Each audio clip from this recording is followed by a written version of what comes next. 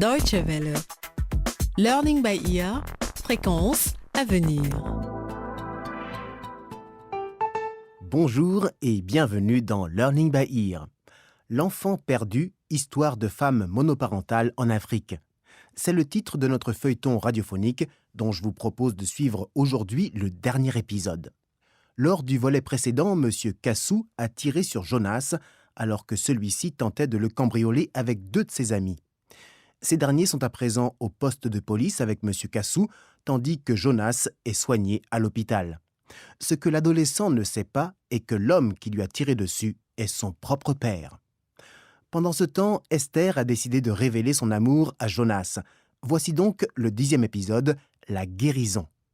Il débute chez Cassandre, elle vient d'apprendre ce qui est arrivé à son frère Jonas et a également découvert l'identité de son père. Oh oui, tu as raison. Heureusement qu'il s'en est sorti vivant. Dieu merci. Il a eu de la chance que la balle ait juste touché sa cuisse. Je n'arrive pas à croire que M. Kassou est notre père. Tu te rends compte? Mon père a tiré sur mon frère. Oh, c'est incroyable. Ça, tu peux le dire. Tu te rappelles lorsque l'on s'est vu la dernière fois?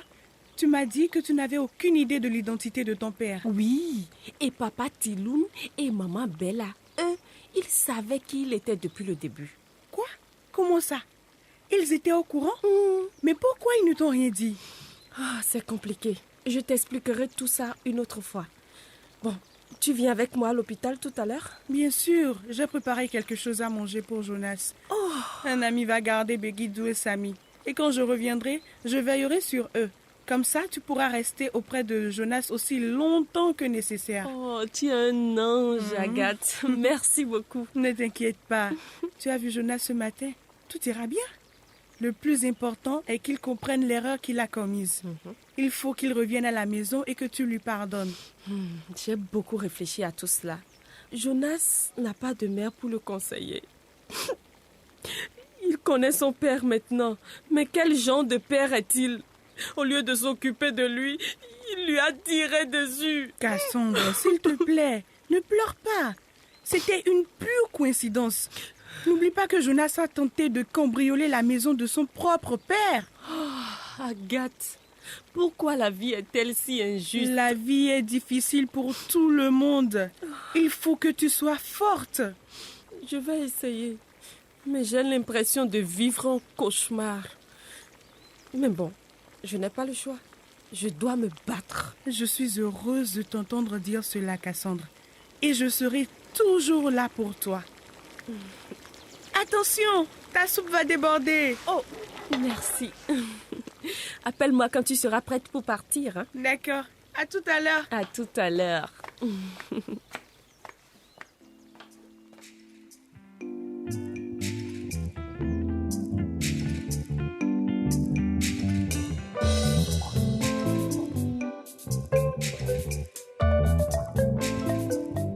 Les enfants s'orientent par rapport à leur entourage.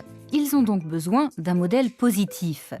S'ils n'en ont pas pendant les premières années de leur vie, il est alors très difficile d'avoir de l'influence sur leur comportement. Et c'est le cas de Jonas. Le développement des enfants se divise en 3 phases déterminantes. La petite enfance, de la naissance à l'âge de 6 ans, l'enfance de 7 à 11 ans, et enfin l'adolescence de 12 à 14 ans. Chacune de ces phases correspond à des besoins spécifiques de l'enfant. Jonas les a déjà toutes traversées. Sa sœur Cassandre a bien essayé de faire de son mieux, mais elle était trop jeune, et en plus responsable de son propre fils, Begidou. Nous sommes à présent chez Papa Tiloun.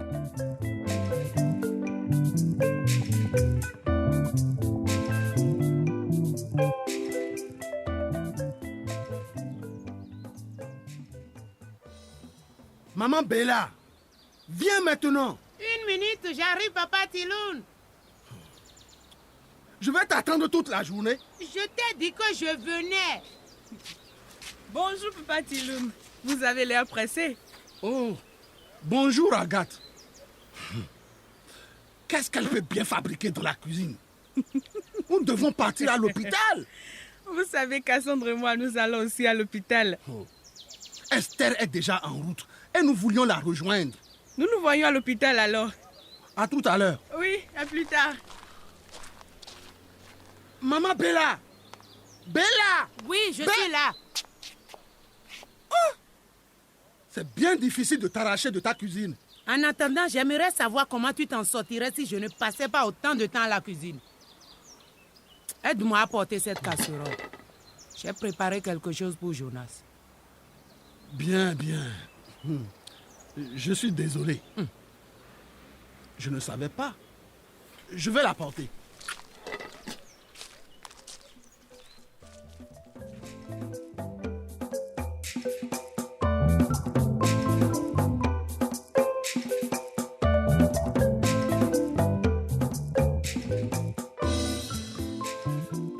Esther, elle, est déjà à l'hôpital depuis un moment.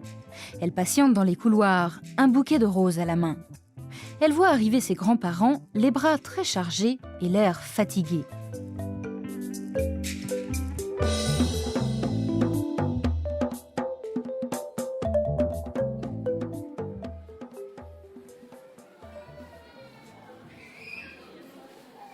Grand-mère, grand-père, mais c'est quoi toutes ces choses que vous amenez? Eh bien, je pense que tu sais pour qui c'est. Aide-nous au lieu de rester à nous regarder. Attendez, s'il vous plaît. J'aimerais entrer en premier et lui faire la surprise en lui offrant ses fleurs. Bon, vas-y, mais ne tarde pas trop. Hein. Promis. Grand-père, les fleurs ne sont-elles pas magnifiques? Oui, magnifique, comme toi. Je vous dis quand j'aurai fini, d'accord? La jeune génération. Je le savais. Qu'est-ce que tu savais? Je savais pourquoi elle était toujours pendue à son téléphone. Bon, c'est facile. Elle téléphonait avec sa meilleure amie Semira. Non. Pourquoi alors? Notre petite fille est amoureuse. Mais c'est une très bonne nouvelle. L'amour est à la base de toute famille. Comme pour nous deux. Et qui est l'heureux élu? Celui qui est en train de recevoir des fleurs. Quoi? Tu veux parler de Jonas? Allons voir dans la chambre. Alors qu'Esther remet les fleurs à Jonas, ses grands-parents se faufilent dans la chambre sans se faire remarquer par les jeunes amoureux. Je ne sais pas comment te le dire, Jonas. Quoi donc, Esther? Je n'arrive pas à trouver les bons mots. Mais tu es mon ange, Esther. Dis-moi tout. Je suis amoureuse de toi, Jonas. Je t'aime aussi, Esther. C'est vrai? Si. Dis-moi, les fleurs te plaisent? Oh oui, elles sont très belles. Nous aussi, nous aimons les fleurs. Oh, C'est vrai qu'elles sont belles, ces fleurs. grand-mère, grand-père, Tu n'as pas à avoir honte, mon enfant. Bonjour. Oh, Cassandre. Oui, nous voici. Mais que se passe-t-il? Agathe, vous arrivez au bon moment. Bonjour. Comment allez-vous? Esther, tu as l'air fatiguée. salut. Elle n'a Agathe. pas beaucoup dormi. Non, elle est juste un peu gênée. Grand-père! Qui est gêné? J'espère que ce n'est pas moi. Oh, Minabou, bienvenue. Tu n'as plus à être gênée maintenant que tu as arrêté de boire. Regardez cette cicatrice sur mon front. C'est un pacte entre mon vieil ennemi, l'alcool, et moi. Cassandre, nous avons parlé à ton père, Monsieur Kassou, hier soir au poste de police. Il nous a dit qu'il regrettait ce qu'il avait fait. Ils vont le libérer bientôt. Son avocat espère faire jouer la légitime défense. Il est temps de changer de comportement. Nous avons besoin de guérir nos esprits pour l'amour de nos enfants. C'est bien dit, Minabou. Et je te remercie d'avoir été le premier à tourner la page. Et j'espère qu'il n'est pas trop tard. Si j'avais changé plus tôt, je n'aurais pas cette cicatrice sur mon front. Espérons que c'est la dernière cicatrice que tu auras sur ton front. Plus jamais, Papa Tiloun. Plus jamais. Hey, n'oublions pas notre patient préféré, mon petit frère adoré. Ne t'inquiète pas pour lui. Il est entre de bonnes mains. N'est-ce pas, Esther? Arrête. Elle est amoureuse. Elle est amoureuse. Arrêtez ça, non. Non, c'est pas interdit.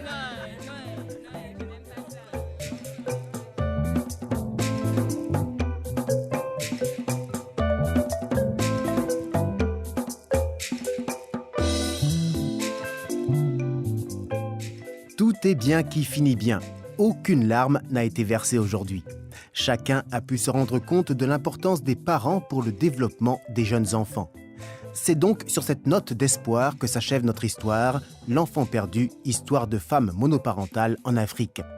Un feuilleton radiophonique signé Mantegaftot Sileshisium, avec les voix de Mohamed Adeoti, Nathalie Hounvoyekpe, Colombe Koudjo, Marie-Élodie Soou, Jean-Louis Lokossou, Thomas Ogudjobi, Léak Pakossou, Ismaël Radji, Constant Tonoucoin, Parfait Dossa, Eliane Chagas, Freedom Coffee, Gérard Toloin, Florit Batindé, Daryl Sagbohan, Roxane Batindé, Marlène Anoton et Sévanie Anoton.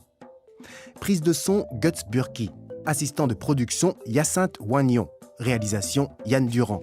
Post-production Aude Gainsbittel et Yann Durand. Pensez-vous aussi qu'il est important d'élever ses enfants avec beaucoup d'attention, de patience et d'amour ? Qu'il faut les encourager à apprendre à être curieux ? Eh bien, envoyez-nous vos réactions à français@dw.de. Et n'oubliez pas que vous pouvez trouver toute information sur le programme Learning by Ear sur notre site dw.de/lbe. À très bientôt et prenez soin de vous. Au revoir.